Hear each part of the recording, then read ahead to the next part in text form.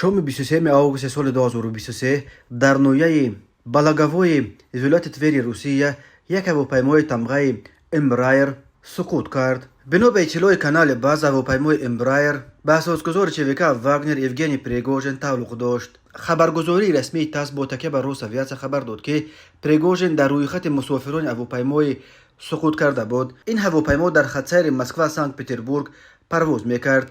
در داخل آن 3 عضو اکیپاژ و مسافر پرواز میکردند. گفته میشود همه آنها هلاک شدند و جسدهای 8 نفر را الکی یافتند. فانتانگا با تکیه به منبع خود خبر داد که یوگنی پریگوژن هم در داخل هواپیمای سقوط کرده بود. به غیر از او در این هواپیما باز چند فرمانده دیگر ارشد شبکه واگنر قرار داشتند. ژورنالیست کسنیا سابچاک نیز با تکیه به منابع خود نوشت که پریگوژن در داخل هواپیمای سقوط کرده قرار داشت. رسما این خبر هنوز تصدیق نشده است.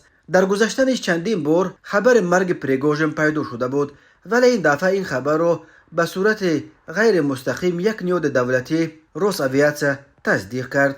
این در حالی است که تا حال یگان کانال نزدیک به پریگوژن درباره زنده و مرده او خبر نشر نکرده است. ژورنالیست تحقیقاتچی اندری زاخاروف نوشت که رهبر شبکه واگنر تازه از سفر افریقا برگشته بود. در مورد پریگوژن فعلا تنها امین را گفتن میتوانم که او روز 23 آگوست از افریقا به روسیه پرواز کرده بود و همه فرماندهان شبکه واگنر همراهش بودند. به من گفتند که این معجزه می بود اگر وی در هواپیمای دوم باشد. نوشته در تلگرام کانال اندری زاخاروف. گفته میشد شام 23 آگوست از مسکو 2 هواپیمای شبکه واگنر به پرواز خیستند. بنا به اطلاع پایگاه فلایت رادار 24 بعد سقوط هواپیمای اول، هواپیمای دومی تمغه امبرایر که نیز به پریگوژن تعلق داشت در یک فرودگاه مسکو فرود آمده است. در همین حال برخی کانال ها فرضیه با موشک‌ها زده شدن هواپیمای پریگوژن را مطرح میکنند.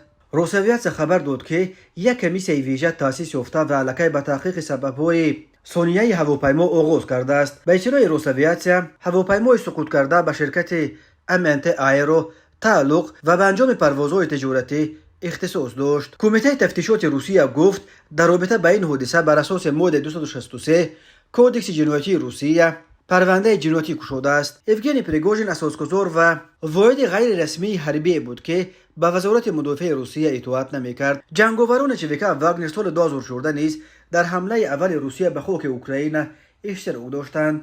در جریان جنگ اخیر روسیه با اوکراین پریگوژن چندین بار از وزیر مدافع سرگئی شویگو و سردار گنشتاب گراسیموف با عباره‌های قبیح چون معلوم و نوبکار به باد انتقاد کشیده شام 23 میون سال 2023 به طلب استعفای هر دو آشوب برداشت و با نیروهایش به سمت مسکو حرکت کرد. تنها شب 24 ایون با میانروی پرزیدنت بلاروس الکساندر لوکاشنکو پریگوژن از ادامه آشوب دست برداشت و قرار شد که نیروهای شبکه واگنر به بلاروس انتقال داده شوند. پرزیدنت روسیه ولادیمیر پوتین اون وقت از اعمال پریگوژن خیلی تند انتقاد کرده. گفت هر کسی که دونسته پای برای خیانت گذاشت این آشوب را آماده کرد، دست به شانتاژ و شیوه های تروریستی زد، به طور ناگزیر جزایش را خواهد گرفت. آنهایی که این شورش را آماده کرده و به ضد همسنگران خود سلاح برداشتند و به روسیه خیانت کردند برای این پاسخ خواهند گفت.